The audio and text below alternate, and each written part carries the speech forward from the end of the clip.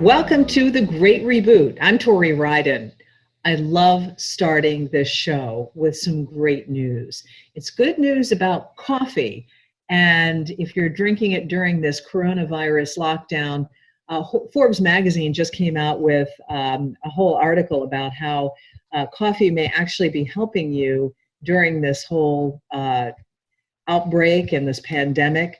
And I'm going to read a little bit from the article. I just grabbed it, and it says that the study evaluated epigenome-wide association studies of coffee and tea consumption of nearly 16,000 people of European and African American descent. And they are finding that there are definite benefits to drinking these coffees and teas. And they said that a meaningful handful are thought to decrease risk of certain diseases, most importantly, liver disease and heart disease. And they're taking a close look at the influence on our genes, and it's called DNA methylation.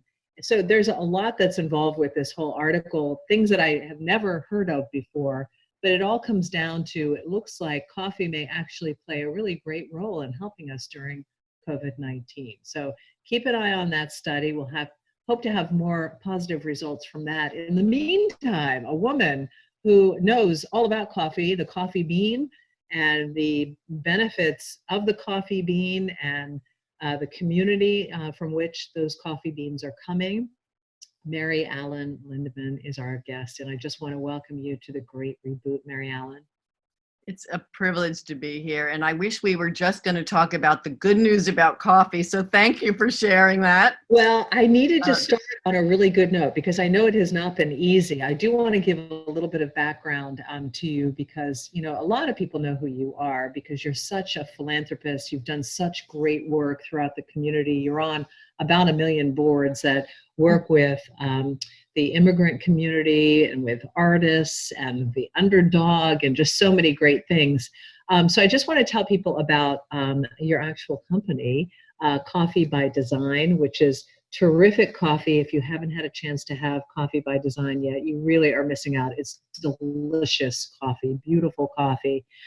Mary Allen and Alan Spear founded Coffee by Design in 1994. The philosophy behind Coffee by Design shops turned community centers is that their coffee, the beans, and the shops can change the world.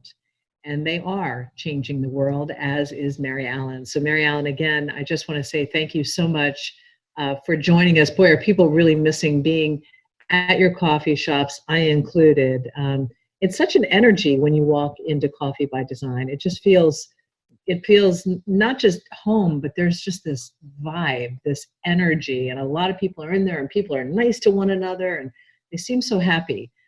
So I guess I kind of pass it on to you. Is that something that you intended? Is that kind of an intentional vibe that you try to put out there? You know, it's interesting. When we first started in '94, I think the thing that I always go back to, and I can't tell the story enough, is we started during a recession. There was 40% vacancy rate in downtown Portland. And for people who walk downtown now, I mean, obviously it's different with COVID-19. You can feel how desolate it is now. And that's the way it was when we first started. And we really wanted to give a sense of, when you say you're a community coffee company, what does that mean? And so we started with a really strong vision about you can change the world one cup of coffee at a time, and that we were meant to be that place that people do come together. And we thought it would take far longer than it did to really have a bustling coffee house. We started at the Congress Street Coffee House across from the State Theater. Can I interrupt you for 1 second and just say that location, for folks who have not had the opportunity to be in Portland, back in that day in 1994, it was kind of a collection site it was not the most desirous of areas to be in. So you really took a risk, and you must have had a vision of some sort that, you know, if you build it, they will come, and maybe if you build it, you can change the community. I'm wondering what that was like. No, the thing that's interesting is it was not called the Arts District when we opened. It was the Pornography District in Portland. And I remember telling people where we were going to locate. And I remember actually being at a meeting right when we had just opened and someone talking about the blighted block. And I honestly, it took me quite some time to realize they were talking about my block. That part of town really had been long forgotten. It very clearly was a pornography district. It was pretty open what was the activity that was going on in the neighborhood. But there was an energy that was really beginning, and a number of Allen's and my friends who were artists had relocated to that part of town when the old port had become quite a chic district and very pricey for anyone to have a studio space down in that part of town. So people had really migrated to the pornography district. And Alan and I had moved away from Portland because of the recession and had spent several years out in Seattle.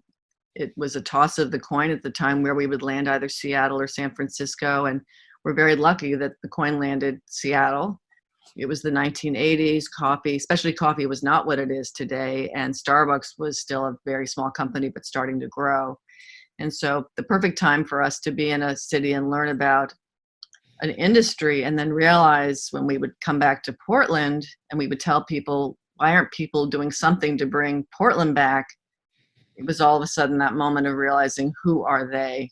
And it was people like us moving back and creating these small businesses, and also the people who were already here.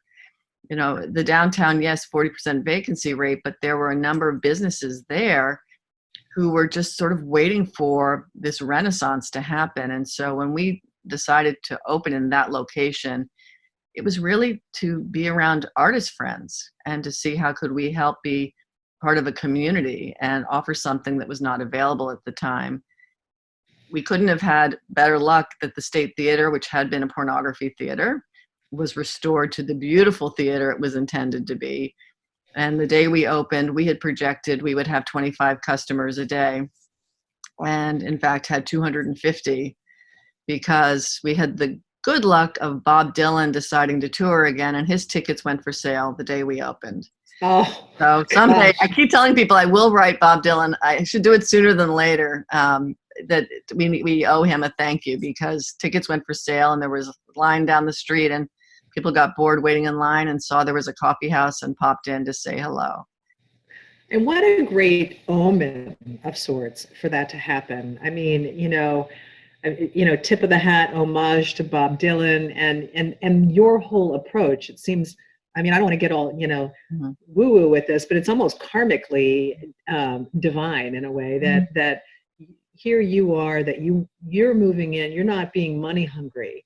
You really had the intention of working and helping your friends who are artists, which is a completely different motivation than, say, a Starbucks.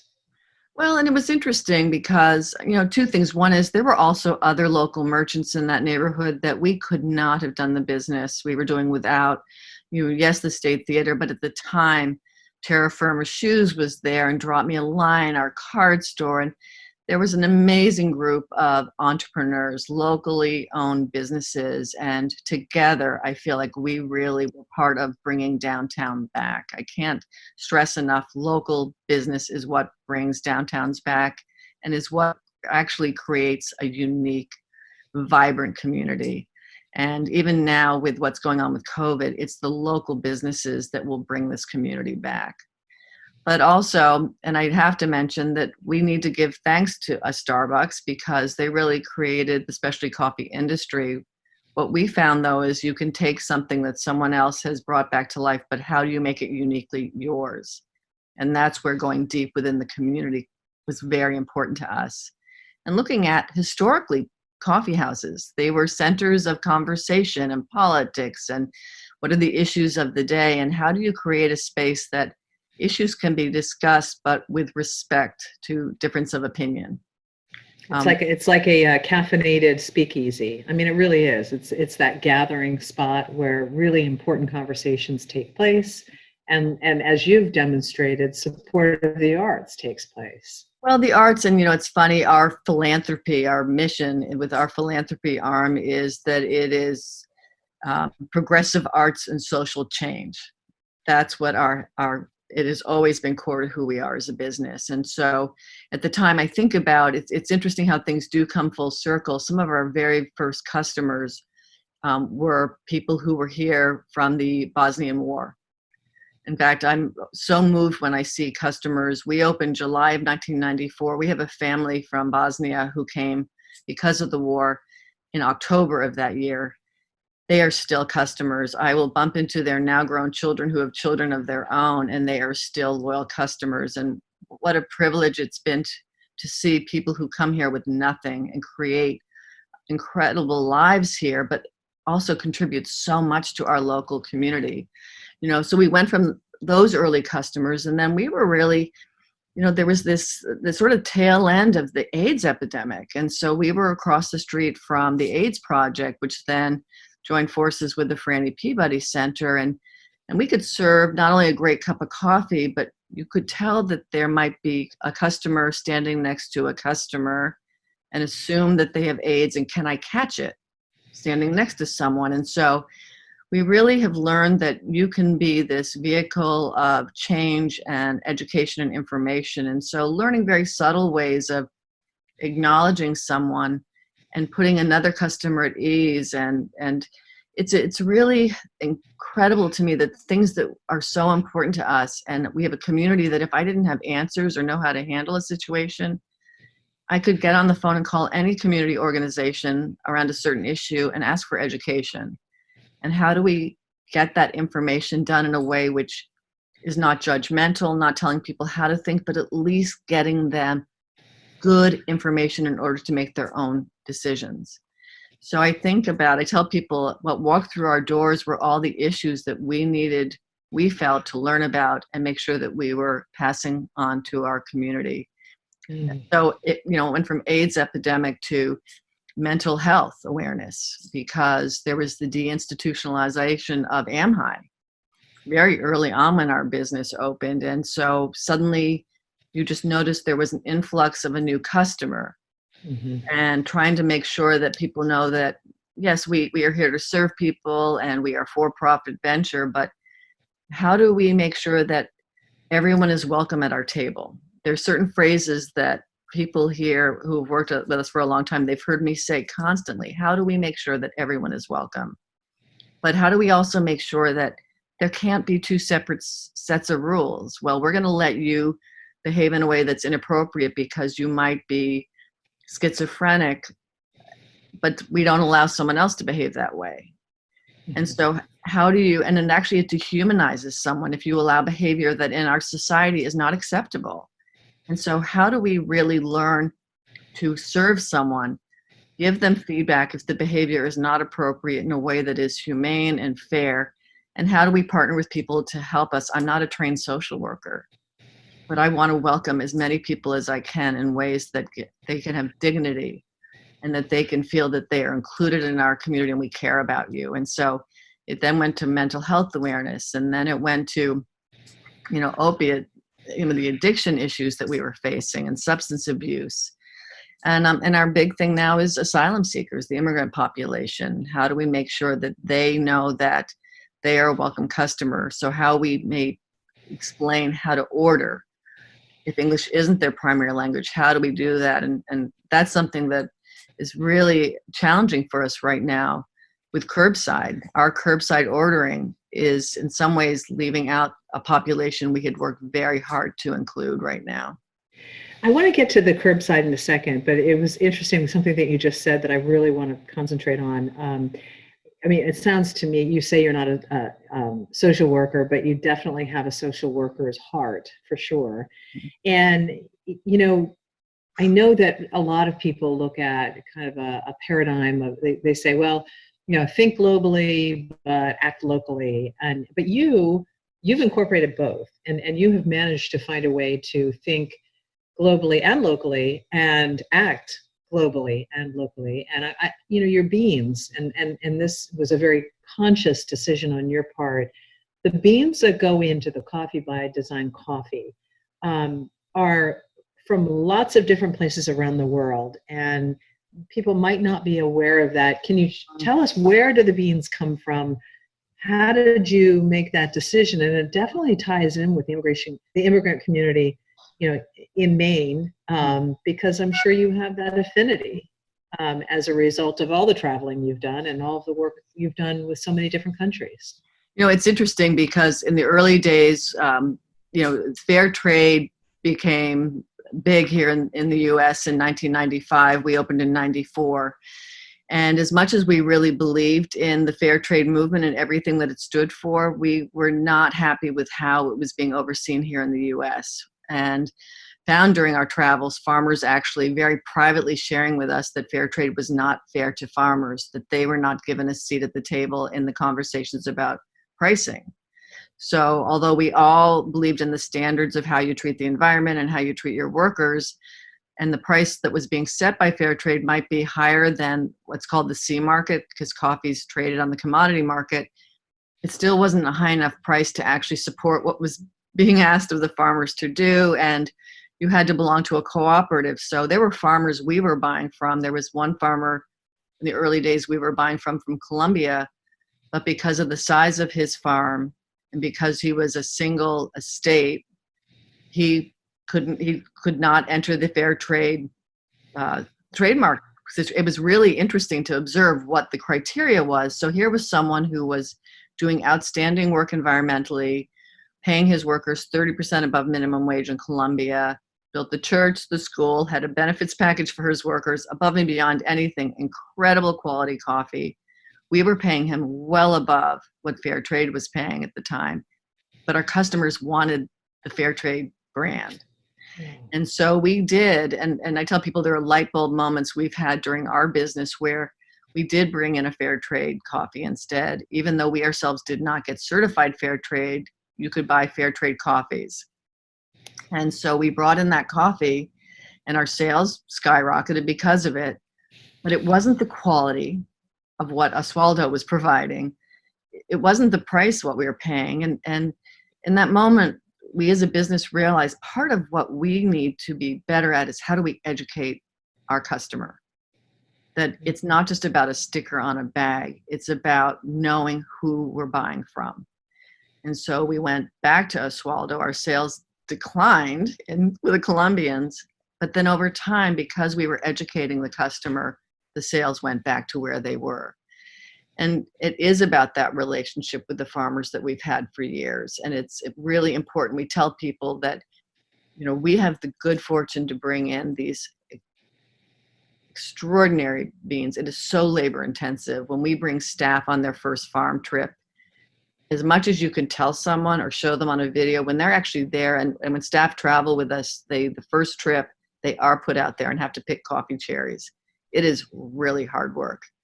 They're actually taken out to pick the cherries for an hour, take them to sell them. It's a really eye-opening process. And so coffee, even the high-end stuff, is cheap when you look at the labor that goes into it.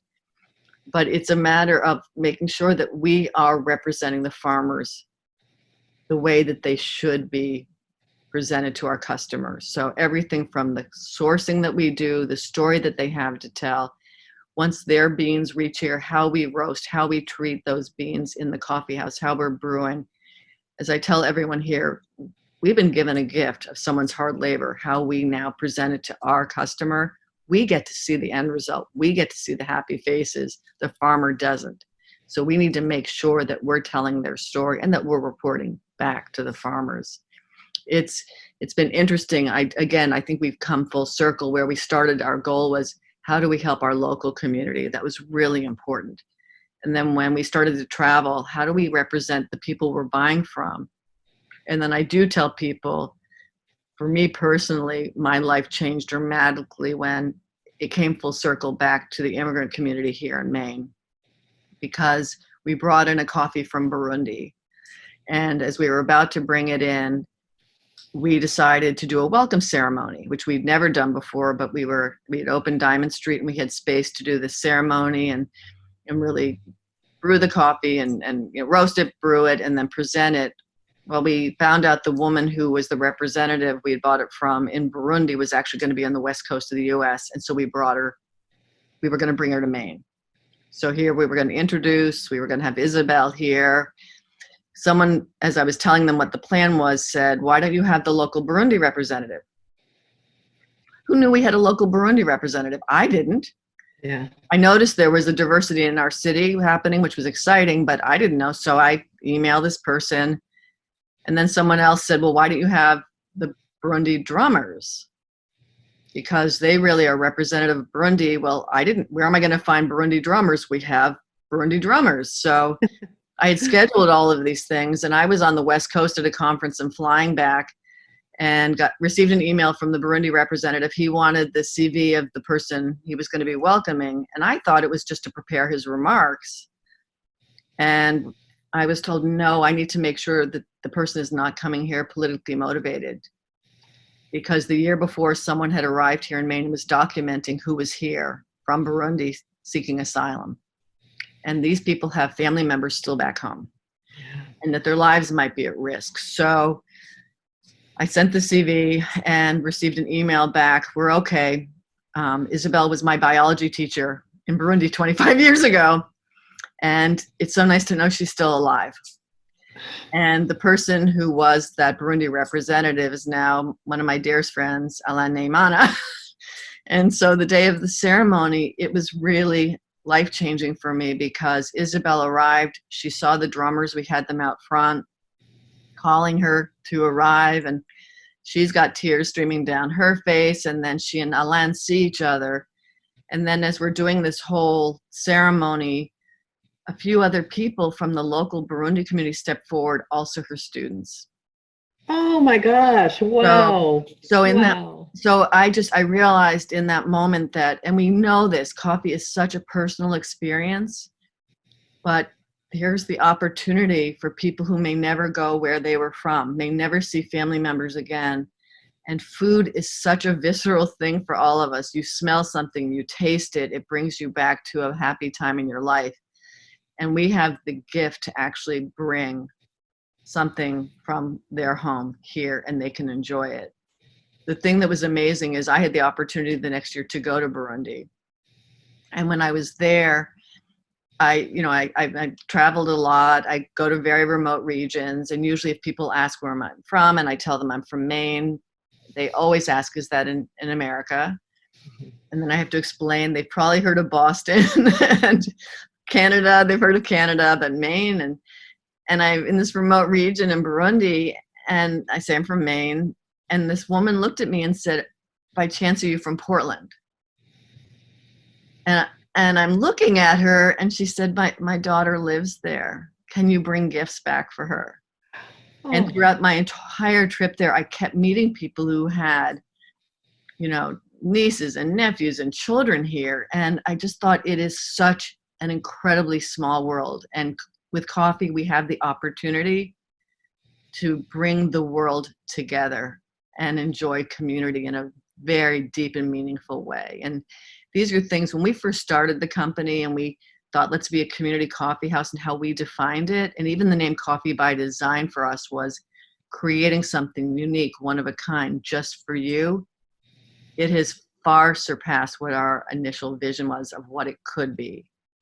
And I have to say now, again, with the pandemic right now, it has shown me even more so what coffee can be in a community, in giving people an opportunity to have whatever you want to call normal now, having some routine in our lives. Coffee can be a very important part of that routine that keeps us all at least feeling like we can get through this. I agree with you. And now this new study may even give us even more reason to keep on drinking Mm-hmm. our coffee. Mm-hmm. I think that you are absolutely right about, the routine, but having that space to go to. And I just so hope that will happen, soon. Everybody needs it. I'm wondering, during this, I know you've had to do some shifts and pivots and kind of find your next chapter in your great reboot, as we're discussing here. What's been the struggle for you we're talking about PPP, Paycheck Protection Program. Mhm. And I guess I'm wondering, how has that impacted you?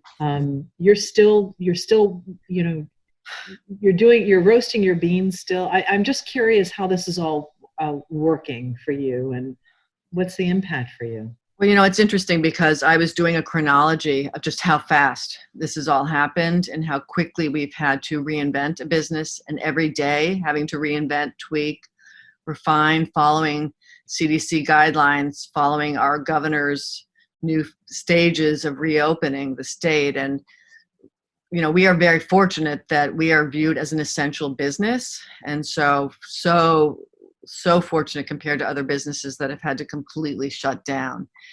But as I looked at, you know, I'm so appreciative of our customers and our team here, because we were really quick to make decisions before everything started to shut down. So, you know, March 6th, I was looking back and I thought, wow, we early on really started looking globally at what was going on and realized we are not going to be immune to this. And so on March 6th, we actually notified customers we were not going to be serving in glassware anymore until further notice. Everything was going to be in a takeout cup. Even though they could still come in the store, everything was going to be in paper. I remember now, and I was looking through some of the emails and comments, customers thought we were being extreme and overly cautious, and they were upset. And I realized what a great decision it was, because we had these phases then of getting customers used to there was going to be a change that was pretty significant. We had signs put up everywhere within the stores reminding people about washing their hands. We set up sanitizing stations more than we already had. March 7th, I had a huge fundraiser that I was hosting, and there was a lot of conversation about should we actually move forward. And it was a fundraiser for the Immigrant Center and the Greater Portland Immigrant Welcome Center. And we did make the decision to move forward. And I'm for many reasons, I was happy we moved forward, because we raised a lot of money, which the center can now use. But I can tell you, when the life changed the week after, even more so, I was counting the 2 weeks to make sure that no one was sick. I really started to question, how did I not look at more the safety of people? And so now everything we look at is through the lens of safety, not just making money. It's about safety.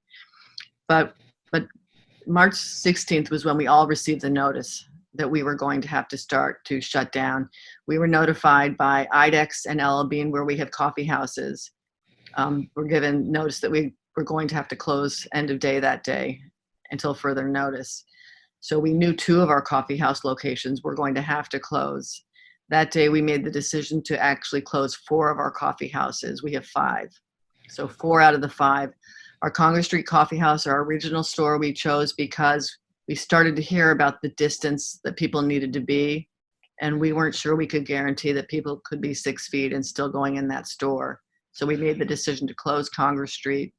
Our India Street location we closed because one of the first positive cases of COVID-19 was at the medical facility up the street from us, the clinic. And Milestone, people, is that where it was? Or? No, it's not Milestone. It's actually the Maine Medical Center clinic up the street, on India Street. Right. And so we knew that they were regular customers. And so it was a matter of, do we quarantine the store, or do we just go ahead and close it? And we made this decision to close it. So within 4 hours, 4 of our locations were going to be closed. That's so heartbreaking, because I'm sure that you just have all the faces of your employees in your mind thinking, oh my, what is this going to do to their lives? And people are used to, whether you're an owner of a company, a leader in the community, people assume you have the answers. And I can tell you, we could not give people answers. All we knew is we have to act, and act fast, and err on the side of being overly cautious and close things down. Yeah. And so we did. At that point, we laid off 75% of our workforce here at Coffee by Design. You know, all the years we've been in business, and we've been through quite a bit. You know, we were looking at 3 recessions, 9/11, AIDS epidemic. I mean, we've been through a lot, and nothing had prepared us for this. But And we've never had to lay anybody off. We've always been very conservative in our projections. We've been a growth business and actually have tried to manage our growth so that we wouldn't grow too fast. So here we were overnight, 75% of the people gone, and we're helping them sign up for unemployment. With our Diamond Street location, once we made sure we were going to be viewed as an essential business, we then overnight needed to change how we do business at Diamond Street and also in our roastery. And so we changed to all the tables and chairs were removed. At that point, we were not doing curbside, but our condiment stations were removed. No tables and chairs, nothing to encourage people to congregate, marking what 6 feet is. We were going to put cream, sugar, everything in your coffee. It was a whole change in our model overnight. And very soon after that, we started realizing the interaction with customers was going to be difficult. And how can we make sure the safety of customers, but how could we ensure safety of our staff? And at that point, we started discussing curbside and switched to curbside. I can't stress enough, thanks to Square, for so many of us, if Square had not offered the curbside option and not charged us, we wouldn't have had the resources to develop a new business model overnight. And so we did begin curbside, came up with a limited menu. Our roastery also, we had some wholesale accounts still doing business. The majority of our business is our wholesale roastery. Mhm. So all of a sudden you had a roastery that we had to lay off staff there because we didn't have business. And we also had staff who were scared, and we needed to make sure people had the option. If you don't feel safe working, we're not going to make anybody work who doesn't want to be here. So again, there was this whole other round of layoffs that we had to do because of the decline in the wholesale business. We had to reinvent our mail order. And how do we drive people to curbside, but also to mail order? And so we scaled down our offerings on the website because with fewer staff, we might not be able to offer everything that we had before. And so we decreased what our shipping minimum was for free shipping and really started focusing heavily with our social media on how do we drive people towards curbside, mail order, and then how do we at the same time support our community and what everybody else was doing in order to survive during a change in business. And so in the course of a week now, our social media will always feature a couple of the coffees to support our farmers and to encourage people to buy specific coffees and tell the story. So we're staying true to who we are in that way. But we will talk about curbside. We will talk about twice a week, the staff take out lunch from a locally owned food business. We will highlight that business in our social media. We take photos, whether they're delivering or we're picking up, to promote them. And our nonprofits, this was a very big time of year for a number of nonprofits and their fundraisers. And obviously no fundraisers are happening. And so we're trying to, within the week of when an event would happen, is feature that nonprofit and letting people know, don't forget people during this time. If you have money to give, if you're someone who's receiving a stimulus check and you don't need the money, we're encouraging people to support a nonprofit with half and support locally owned business with the other half if you're in a position to do so. Yeah, that's it. That's really at the heart of what you're all about. I'm wondering, have you received any? I hope you don't mind.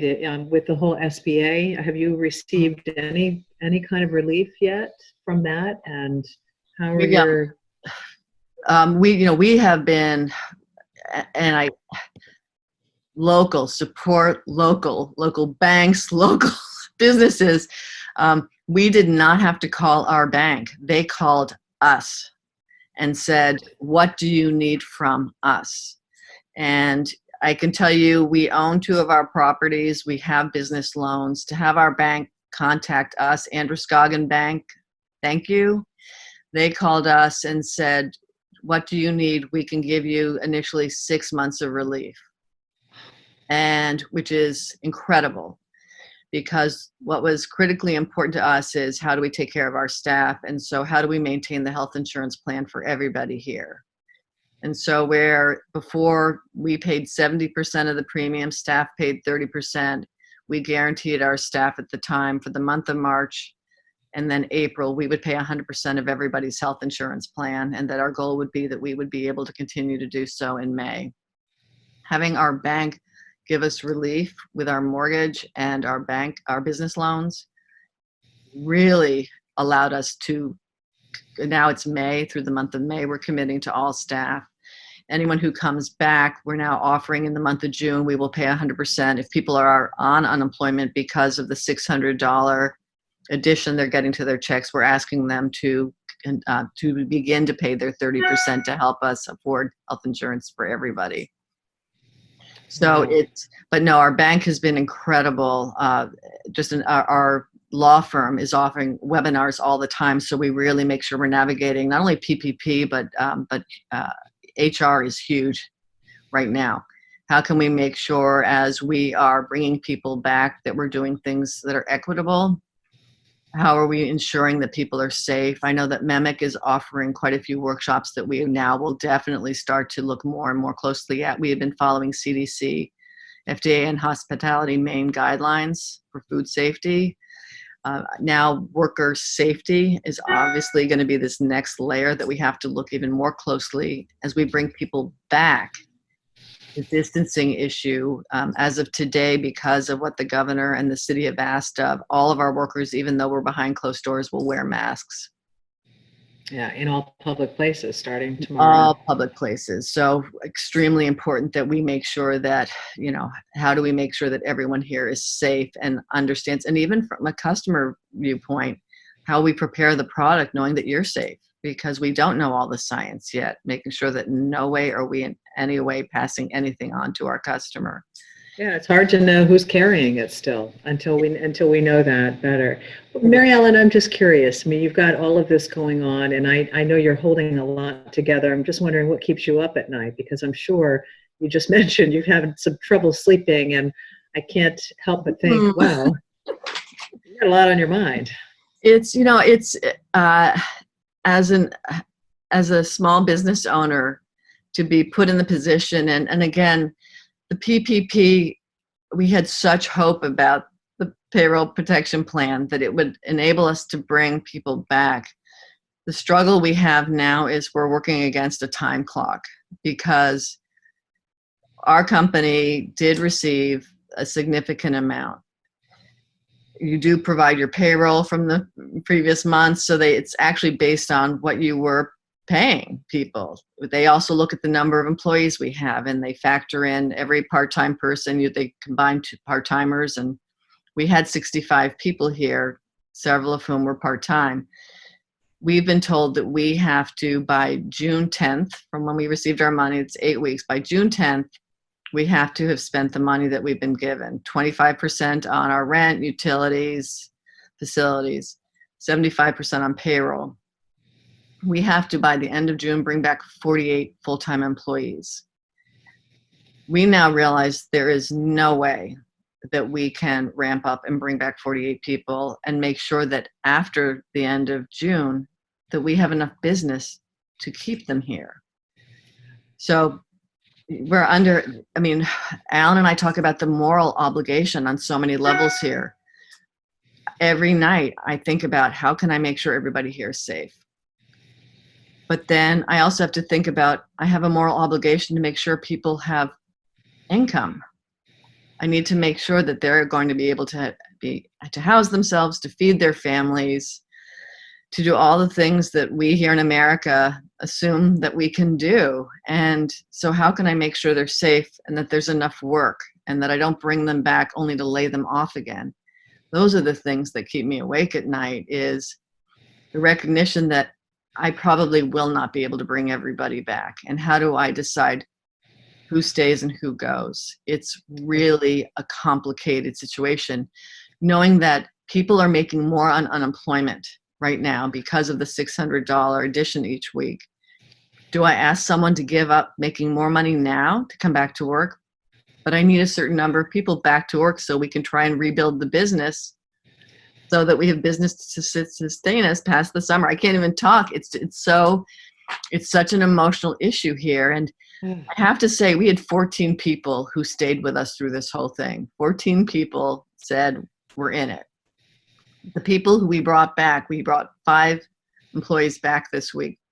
2 of them are retail managers because our goal is to reopen our Congress Street location next week, curbside, and then we're waiting for LL Bean to give us the go-ahead that we can do curbside in Freeport. We wanted to bring the managers back early enough so they understand how curbside works and are well steeped in the safety protocol that we have in place now, so that when they bring employees in, it's non-negotiable. This is what has to happen to make sure you're safe and customers. But of those 5 people, they were receiving unemployment. They were receiving that extra money. It's more money than we pay them, and we pay well here, but it's not that $52,000 a year salary that basically the unemployment if you were on it for the whole year. And I am so moved that people did ask a lot of questions. And one person in particular, I went to her citizenship ceremony 2 years ago, and she had many questions for our HR person here about how is this going to work? And then she made the decision to come back because she said, I see the bigger picture and I want to be part of rebuilding this company. It wasn't just about the money. But again, I'm asking people to make choices now about making less, but being long-term, and I better make sure we have jobs for them. I have to make sure that we have jobs for them. That is a lot on your plate. I'm wondering, as you move forward, and I'm confident you're going to move forward successfully because of the way that you've built your company. But I'm wondering, what are some of the changes and the adaptations you'll take with you from this? Because, people keep talking about, well, we won't return to quote normal and all of that. And, we kind of, it's all so murky still about what things are really going to look like. But what has actually worked for you during this time that you think, what, that's actually a good thing to hold on to, and we might not have known about it had we not gone through this? Some of it is returning to who we were when we first opened our doors. It's been really interesting to me because I think for all of us, our priorities, we're really revisiting what are the most important things to us. And it is community, it is family, it is all of us working together. It's, we have wholesale accounts as they're starting to reopen, or they're reinventing themselves too, that we'll find out a restaurant has decided to have a provision store and we're calling them saying, well, don't you want coffee to be serving too? And having them share, well, we had 50 pounds at the restaurant right before we closed, and we're like, bring it down and we'll repackage it. Or what about, we can do these little 2-ounces. If you're doing curbside, why isn't coffee included with the dinner meal that you're serving? And having other people contact us to help us. So that was when we first opened almost 26 years ago, that's what we all did. And so we all were still doing a little bit of it, but now we're really doing it again. And I hope we don't lose that sense of the way we're all going to survive, and not just survive, but thrive moving forward, is let's get back to where we were 25 years ago. I know that I'm pulling books off the shelf. There were 3 books when Alan and I first started that really helped us. One was Paul Hawken's Growing a Business, when the term social responsibility was just starting to get out into the public. I tell people I date myself. I don't call it sustainability. It was social responsibility. And his book really was documenting some companies that were doing business differently, and they were not known companies at the time, but they were for-profit companies, but doing things slightly differently. And the companies that Paul Hawken thought were interesting at the time were Ben & Jerry's, Patagonia, people who now we so admire. And going back and remembering, people who had the least amount of money actually tended to do the best because they were more thoughtful in how they spent their money, and community was part of the mix. The other book for me that I just had to track down is this amazing futurist called Faith Popcorn, and she wrote a book called The Popcorn Report. And it was written during the recession, and she was the person who coined the phrase cocooning, which now we should be talking about cocooning again, because that's what we're doing. People who prefer to be home.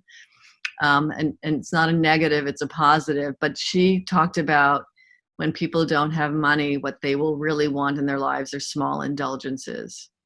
And so you might not want or be able to afford or go on that fancy trip or buy the fancy car, but you are going to want the best quality you can afford of a small indulgence, and it's coffee and ice cream. And now we would say it's many of the incredible foods we have around us now, and cocktails. I thought that was funny that now cocktails can be takeout in the curbside.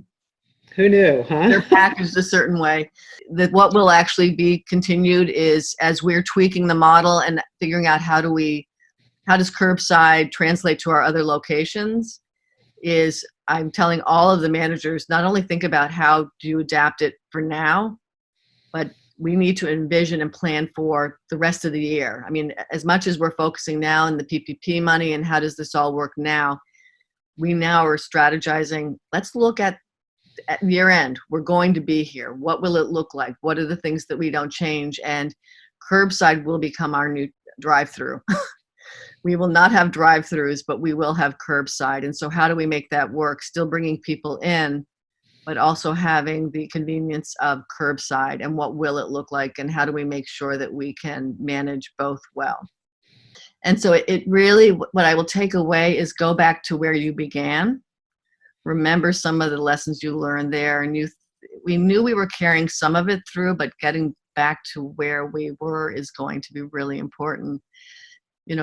I think about this past year and the emotions of, we went from the highest of the high. We celebrated our 25-year anniversary and had a huge celebration. And the Roaster of the Year competition we had competed in for 5 years, and we won. And here we are, the 2020 Roaster of the Year. And I almost feel like now we have to earn it. We earned it because of our business practices, and the quality of our coffee will now prove it, because we now need to show people you can go through something you never dreamed possible, but the foundation of your company, your community, your business are strong enough that you can survive even this.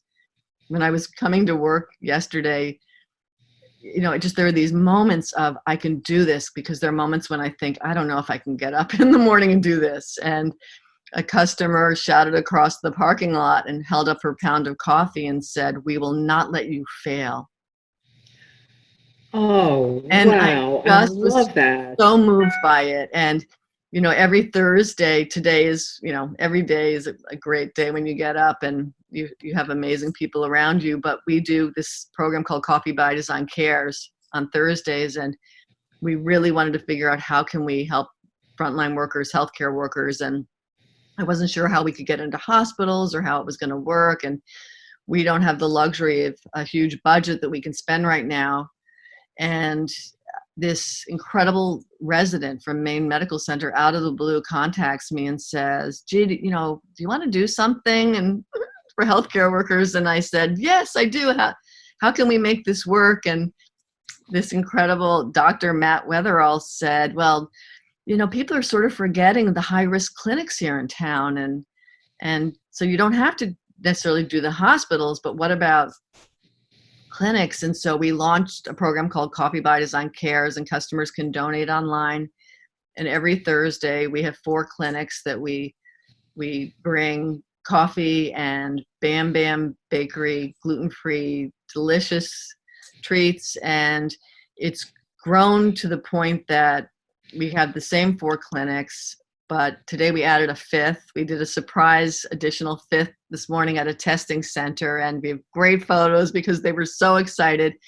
But I decided to start to bring guest delivery people with me, and we're in separate cars, so we're making sure that we're maintaining. But I brought a friend of mine, Chris Cast, who I've known for years, and we decided to theme it. So we did Peace and Love and the Grateful Dead.